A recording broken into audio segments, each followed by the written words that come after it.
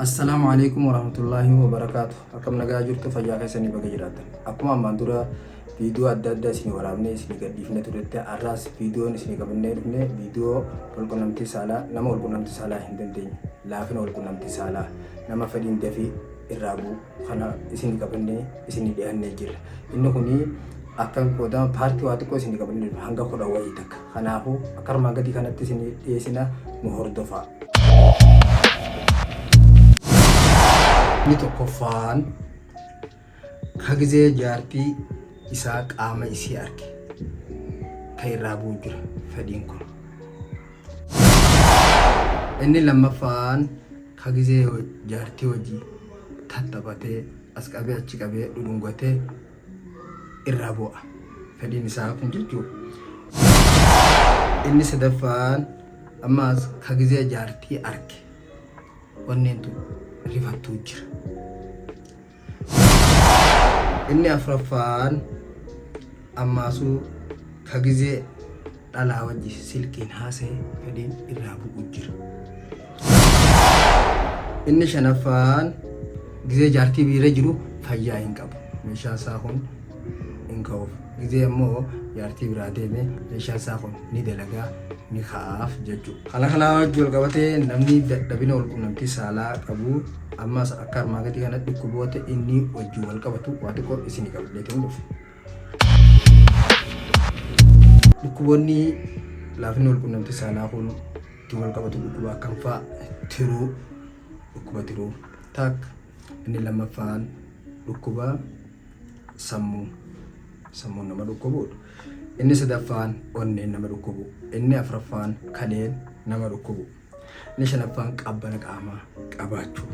Inni jahaffaan infekshinii adda addaa qabaachuudha. Kanneen akka cobxoo, kanneen akka offaan nama dhukkubuu jechuudha. Ammas akkaataa kanaa wajjin wal qabatee sadarkaa qaba. Laafinni walqunnamtii saalaa kuni tokko fedhiin dafee akkanumatti mi'aa hin garre akkanumatti irraa bu'u jira. Gizee jaartii hojii irra fedhii hin argu. Mi'aa malatti akkanumatti irraa bahaa jechuudha. Shawjeetuma ol seenee kufuu tokkuma. Ol seeneetuma gad deebi'aa jechuudha. Inni lammaffaan wahirra fedhii guddate. Akkana jechuun wahirra manaama guddataa jechuudha. Namni manaama guddachuunis dhibeerraa. Inni sadaffaan fedhii jarjaraan irraa bahuu jira. Walumaan kun jechuudha. Inni afuraffaan marbuutiin kasiiriin irratti hidhamtee jira. Meeshaa qaama namaa kana irratti siiriin kan irra hidhamtuu jira. Siirii qabaachuu maaliin beekna? Hogguu duraa ni jecha. Yeroo gizee hirriibaa geessisanii cal harka ja'a hin qabu jechuudha. Kun kasiirii qabu ta'uu beekna.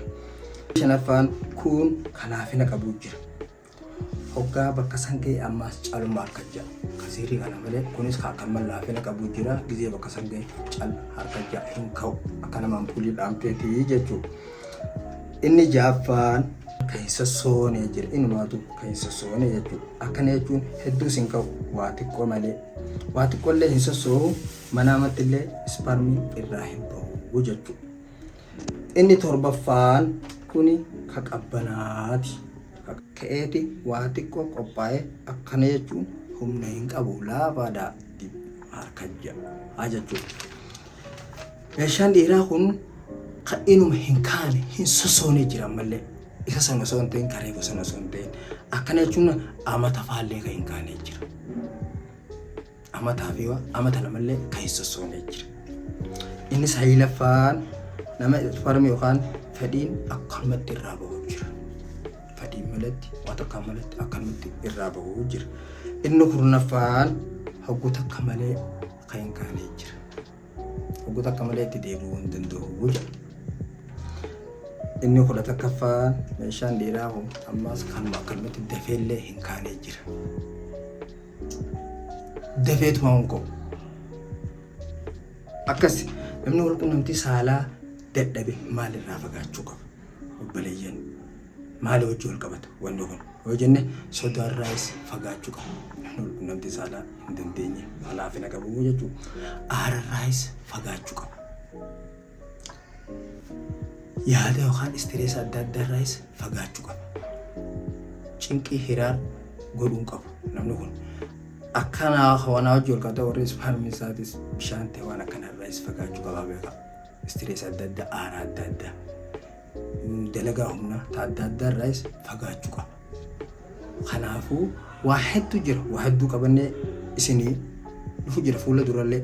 Kanaafuu waa hedduun nu bira jira. Namni wal quunnamtii saalaa hin dandeenye, namni haadha manaatii hojii wal ciqiciqee godhaa oolu, namni deebi'ee ijoollee keessa rafaa oolu yoo feete malee yookaan manarraa gabba'e akkam taate akkamittiin isa kana jibbaa namaan ja'a. Haati manaa ni beektan namu isuma kanaan harkaa jibbaa wanni isin jidduun taatu maal hin beeku. Akkamittiin harkaa jibbaa gizee jammii likkata qabda. Wanni kun maali yoo jedhe yeroo hundee haati manaa teessee waa'ee warra keessanii ni gosa ta'e ijoollee ta'e diqaalaa gosa akkana maaree jettee si xiqqeessaa oolte namarrattis kabajaa si dhorkaa oolte waan qabdu qabdi. Irra guddaa addunyaa irratti akka fedhe haa ta'u maalii fi bultiin namaa wanni hiikkatuuf tokko kana osoo kaya ilmootu hin ta'in ilmoo dhabdee adda deemuun waan tokkoffaan kana infekshinii adda addaa jira. Haadha manaatiif abbaa manaa wal dhabsiisu wal dhorku kunoo maalii jettan akka isin fuula duratti isin dhiyeessina. Kanaafuu kabajaa nu hordofaa nagaatti.